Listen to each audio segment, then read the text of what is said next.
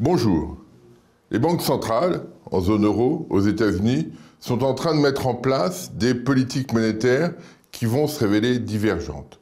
La Banque centrale européenne, par tous les discours qui peuvent être faits, que ce soit par Mario Draghi, Benoît Cœuré, Peter Pratt ou d'autres, indique que la crainte d'une déflation, la crainte d'une impossibilité de retrouver rapidement 2% d'inflation va l'obliger à mettre en œuvre une politique encore plus accommodante et probablement davantage dans la durée. Dans le même temps, aux États-Unis, et on l'a vu par les minutes de la dernière réunion de la Fed, la Banque centrale va probablement, très probablement, relever ses taux d'intérêt au mois de décembre, lors de la réunion des 15 et 16 décembre. Donc on va avoir des signaux très différents. Alors, dans cet environnement, ça se traduira très probablement par un euro plutôt faible, ce qui sera un facteur plutôt positif pour l'économie européenne. Mais la question est le coup d'après. C'est-à-dire que si d'un côté, on imagine bien que la Banque centrale européenne maintienne une politique très accommodante par un allongement de son quantitative easing, par une baisse du taux des facilités de dépôt, ces facteurs-là vont s'inscrire dans la durée. On ne pense pas qu'il soit très utile d'augmenter les montants achetés. On pourra rediscuter de ces questions plus tard. Mais on a cette dimension, cette dynamique d'un cadre financier le plus régulier possible, créant le moins d'aspérité pour que l'économie puisse retrouver ses marques. Et de l'autre côté, la Fed va probablement remonter ses taux en décembre. La question après, c'est qu'est-ce qui va se passer en 2016? Est-ce que le profil des taux d'intérêt va être franchement haussier? Ou est-ce qu'on va avoir des hausses disparates, c'est-à-dire une incertitude sur le moment où se positionneront les prochaines hausses de taux? C'est ça la question à laquelle on est obligé de répondre. On n'aura pas en 2016 un profil de remontée des taux similaire à celui qu'on avait observé en 2004, par exemple, où à chaque réunion, il y avait une remontée de taux. On n'aura pas ça du tout.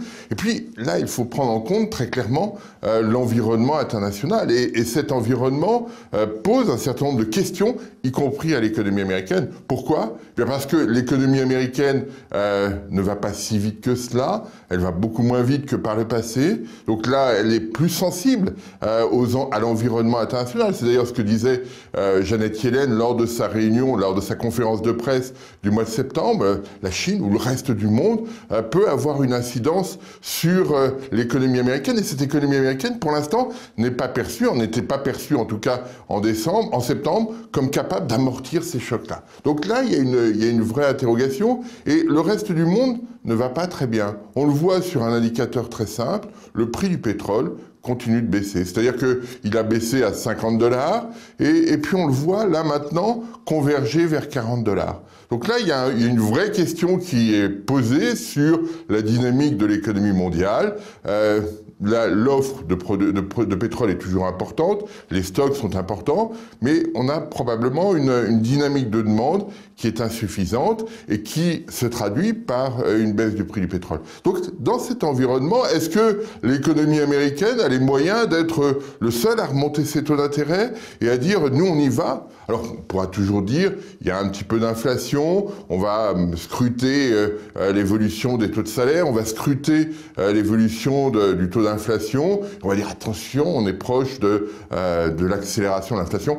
Rassurez-vous, on n'y est pas encore. On a encore des marges sur ces questions-là, parce que le taux de salaire a augmenté de 2,5% au mois d'octobre. On a l'impression que les choses vont s'accélérer brutalement. Attendons, on a pas forcément sur cet indicateur-là, mais sur d'autres, eu des faux départs. Donc, ne tirons pas de conclusions hâtives. Et puis, sur l'inflation, l'indicateur que regarde la Fed est toujours à 1,3% hors énergie et matières premières alimentaires. Donc, on est sur des rythmes sans tension. Et l'économie américaine ne produit pas de tension. D'ailleurs, on le voit bien sur le taux d'utilisation des capacités de production, un indicateur que j'aime beaucoup. On voit bien que l'inflexion, le retournement a eu lieu au mois de janvier dernier. Donc, on a cet environnement d'une nécessité que la Fed a trouvé de remonter ses taux pour se donner un peu d'air, pour se donner un peu de marge, et puis pour garantir sa crédibilité. Elle avait évoqué la nécessité de remonter ses taux en 2015. 2015, donc elle va tenir son engagement. Il n'empêche que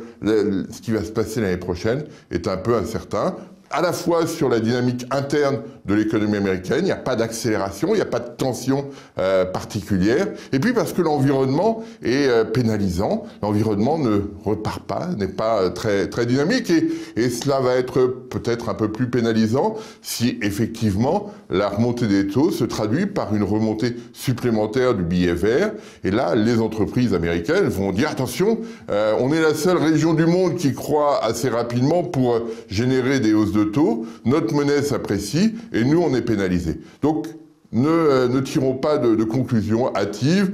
On parle souvent de 4 hausses des taux en 2016. Moi, personnellement, je n'y crois pas un instant. Mais on va avoir une situation très ambiguë sur les taux d'intérêt. Entre d'un côté la BCE qui ne veut plus bouger et qui veut même assouplir encore davantage ses conditions, et une Fed qui change de cap, mais sans vraiment prendre une allure, une orientation vraiment restrictive. Donc là, on va être dans un entre-deux qui va être intéressant à suivre, comme ce qu'on observe depuis 2007. Tout est intéressant, mais là, on va avoir un environnement à nouveau très particulier, très nouveau pour l'analyse, et c'est ça qui va être intéressant. Je vous remercie.